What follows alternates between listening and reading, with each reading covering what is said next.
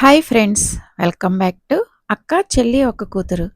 కాకరకాయ చేదుగా ఉంటుంది, మేము తినను అన్నవాళ్ళు కూడా ఇలా ఫ్రై చేసి పెడితే వద్దు అన్నవాళ్ళే కావాలి అని మరీ అడిగి తింటారండి. ఈరోజు మనం కాకరకాయలతో రెండు రకాలుగా ఫ్రై చేసుకుందామా అండి. మీరు నమ్ముతారో నమ్మరు కానీ వీడియోలో చూస్తున్న కాకరకాయ ఫ్రైని అయితే అన్నంతో కాకుండా ఒట్టి కాకరకాయనే తినేస్తామండి. అంత కమ్మగా చేదు లేకుండా ఉంటుంది. అది ఎలాగో చూద్దామా. ఇప్పుడు మనం చేసేది గుత్తి కాకరకాయ ఫ్రై. దానికోసం ఇలా చిన్న కాకరకాయలు అయితే బాగుంటాయి. ఇవి దొరకనప్పుడు పెద్ద కాకరకాయలతో అయినా చేసుకోవచ్చండి. దీనికోసం ముందు కాకరకాయలని శుభ్రంగా కడుక్కొని మనం గుత్తొంకాయకి ఎలాగా వంకాయని కట్ చేసుకుంటామో అలా కాకరకాయలను కూడా ఇలాగ 4 ముక్కలుగా వీడియోలో చూపిస్తున్న విధంగా కట్ చేసుకోవాలి. లోపల గింజలు గట్టిగా ఉంటే అంటే కాకరకాయ ముదిరి గింజలు గట్టిగా ఉన్నాయనుకోండి, ఆ గింజలు తీసేయాలి. అదే కాకరకాయ లేతగా ఉంటే గింజలు తీయాల్సిన పని లేదండి. ఇలాగా కాకరకాయలన్నిటినీ కట్ చేసుకొని పక్కన పెట్టుకొని ఒక ప్లేట్ తీసుకొని అందులోకి కొంచెం సాల్ట్, కొంచెం పసుపు వేసుకొని ఈ కాకరకాయ లోపల అంతటికి ఈ ఉప్పు, పసుపు కలిపిన మిశ్రమాన్ని రాయాలండి. పైనే చల్లితే సరిపోతుందిగా అనుకుంటున్నారా? ఇలా లోపలికి కూడా ఉప్పు, పసుపు రాయడం వల్ల లోపల నుండి కూడా నీరు ఊరి కాకరకాయలున్న చేదు తగ్గుతుందండి. ఇలా కాకరకాయలన్నిటికీ రాసుకొని వీటన్నిటిని ఒక గిన్నెలో వేసుకొని మూత పెట్టుకొని అరగంట పక్కన పెట్టుకోవాలి. ఈ అరగంట లోపల మనం ఈ కాకరకాయ కోసమని మనం మసాలా తయారు చేసుకుందాం. దానికోసం స్టవ్ వెలిగించుకొని బాండీ పెట్టుకొని బాండీలో ఒక స్పూన్ శనగ్గింజలు లేకపోతే పల్లీలు, ఒక స్పూన్ ధనియాలు, ఒక స్పూన్ జీలకర్ర, కొన్ని కొబ్బరి ముక్కలు వేసుకొని ఫ్రై చేసుకోవాలి. ఈ ఫ్రై కోసం మనం ఆయిల్ వేయాల్సిన పని లేదండి. ఫ్రై చేసుకున్న తర్వాత వీటిని చల్లారే వరకు పక్కన పెట్టుకొని మిక్సీ జార్ తీసుకొని మిక్సీ జార్లో ఫ్రై చేసుకున్నవన్నిటితో పాటు కొన్ని వెల్లుల్లి రేఖలు, ఇక్కడ నేను చిన్న వెల్లుల్లిపాయ తీసుకున్నానండి. దాంతోపాటు రుచికి సరిపడా ఉప్పు, కొంచెం పసుపు, రుచికి సరిపడా కారం అన్నీ వేసుకొని మిక్సీ పట్టుకొని అలా తయారు చేసుకున్న మిశ్రమాన్ని పక్కకు పెట్టుకోవాలి. ఈ లోపల మనకు అరగంట టైం అయిపోతుంది కదండి.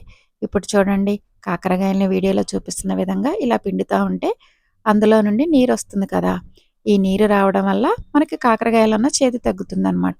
ఇలా కాకరకాయలన్నింటినీ పిండుకొని ఆ కాకరకాయలన్నీ పక్కన పెట్టుకోవాలి. ఇప్పుడు కూర కోసమని స్టవ్ వెలిగించుకొని బాండీ పెట్టుకొని ఆయిల్ వేసుకొని ఆయిల్ మంచిగా కాగిన తర్వాత మనం పక్కన పెట్టుకున్న కాకరకాయలు అందులో వేసుకొని మంచిగా ఫ్రై చేసుకోవాలండి. కాకరకాయలన్నీ బాగా వేగాలన్నమాట. అలా మంచిగా ఫ్రై అయితేనే ఈ గుత్తి కాకరకాయ ఫ్రై టేస్ట్ బాగుంటుందండి.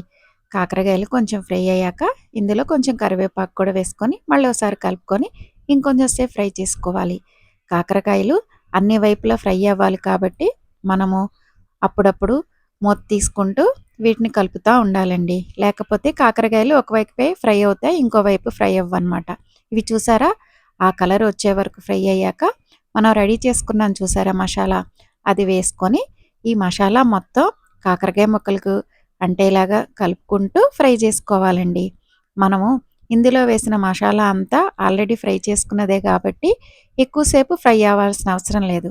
కానీ ఈ మసాలా మొత్తం కాకరకాయ ముక్కలకు పట్టాలి కాబట్టి అలాగా కలుపుకుంటూ మసాలా అంతా కాకరకాయ ముక్కలకు పట్టేలాగా చేసుకుంటూ ఫ్రై చేసుకోవాలి. మీకు ఇలా నచ్చదనుకోండి, కాకరకాయ ముక్కలు ఫ్రై అయిన తర్వాత వాటిని బయటికి తీసి ఈ మసాలా అంతా కాకరకాయ ముక్కల్లో స్టఫ్ చేసుకొని అలా అన్న ఫ్రై చేసుకోవచ్చు. ఇది ఫ్రై కదా, ఇది వండుకున్నప్పుడు చారో, పప్పుచారో, పప్పో వండాలనుకుంటున్నారా? అసలు అవసరం లేదండి. దీన్నే డైరెక్ట్‌గా అన్నంలో వేసుకొని కలుపుకొని తినేయొచ్చు. చేదు లేని సూపర్ టేస్ట్‌గా ఉన్న గుత్తి కాకరకాయ ఫ్రైని ఒకసారి ట్రై చేయండి. ఇదొక రకమా? ఇప్పుడు కాకరకాయతోనే ఇంకో రకంగా ఫ్రై చేసుకుందామా అండి? ఇది కూడా అస్సలు చేదుండదు. సూపర్ టేస్ట్‌గా ఉంటుంది. చేసుకోవడం కూడా చాలా సింపుల్. దానికోసమని ముందు కాకరకాయలన్నిటిని ఇలా శుభ్రంగా కడుక్కోవాలి. కడుక్కున్న కాకరకాయలన్నిటిని వీడియోలో చూపిస్తున్న విధంగా గుండ్రంగా ముక్కలుగా చేసుకోవాలి. ఇలా గుండ్రంగా మీకు నచ్చదనుకోండి, చిన్న ముక్కలుగా కట్ చేసుకోవచ్చు. ఇలా ముక్కలుగా చేసుకునేటప్పుడే గింజలు మరీ గట్టిగా ఉన్నాయని తీసేస్తున్నానండి.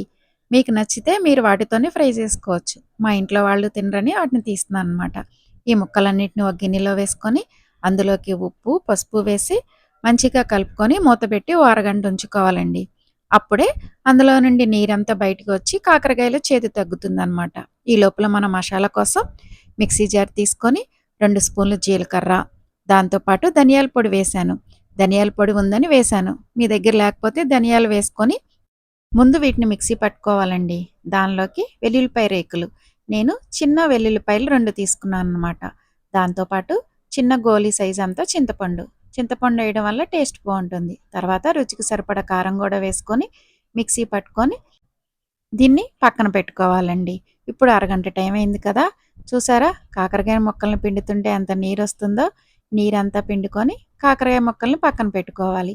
ఈ ముక్కల్ని ఫ్రై చేసుకోవాలి కాబట్టి స్టవ్ వెలిగించుకొని, బాండీ పెట్టుకొని, ఆయిల్ వేసుకొని, ఆయిల్ కొంచెం కాగాక ఈ కాకరకాయ ముక్కలన్నిటిని వేసుకొని, ఒకసారి కలుపుకొని, ఇప్పుడే రుచికి సరిపడా ఉప్పు గూడా వేసుకొని, మళ్ళోసారి కలుపుకోవాలి. మనము మసాలాలో ఉప్పు ఏమీ ఎయలేదు కాబట్టి, ఇప్పుడు ఉప్పు వేసుకోవాలనమాట. దీంతో పాటే కొంచెం కరివేపాకు కూడా వేసుకొని ఒకసారి కలుపుకొని కాకరకాయలు మంచి కలర్ వచ్చే వరకు ఫ్రై చేసుకోవాలి. అవి కొంచెం ఫ్రై అయ్యాక మనం మసాలా రెడీ చేసుకున్నాం కదండీ! వెల్లుల్లి కారాన్ని, ఆ మసాలాని ఈ కాకరకాయ ముక్కల్లో వేసుకొని ఒకసారి కలుపుకొని ఇంకొంసేపు ఫ్రై అవ్వనివ్వాలి. కాకరకాయ ముక్కలు ఎర్రగా అయ్యే వరకు ఫ్రై చేసుకోవాలనమాట. అప్పుడు కాకరకాయ ఫ్రై చాలా బావుంటుందండి. ఎక్కువ ఆయిల్ వేసుకొని, హై ఫ్లేమ్ పెట్టుకొని ఫ్రై చేసుకున్నామనుకోండి, అదంత టేస్ట్ ఉండదండి. ఇలా తక్కువ ఆయిల్ వేసుకొని, స్టవ్‌ని మీడియం ఫ్లేమ్‌లో ఉంచుకొని, మధ్య మధ్యలో కలుపుకుంటూ ఓపికగా ఫ్రై చేసుకుంటే, ఈ కాకరకాయ ఫ్రై చాలా బావుంటుందండి. ఇది 2, 3 రోజులైనా పాడవదు. నిలవుంటుందండి. ఈ టైంలోనే ఉప్పు, కారం సరిపోకపోతే చెక్ చేసుకొని, ఏమన్నా తక్కువైతే యేసుకొని, ఇంకొంసేపు ఫ్రై చేసుకుంటే కాకరకాయ ఫ్రై రెడీ అయిపోతుందండి. మా వీడియోస్ ఎలా ఉన్నాయండి? నచ్చితే లైక్ చేయండి. మా ఛానల్‌ని ఇప్పటివరకు సబ్స్క్రైబ్ చేసుకోకపోతే సబ్స్క్రైబ్ చేసుకోండి. Thanks for watching.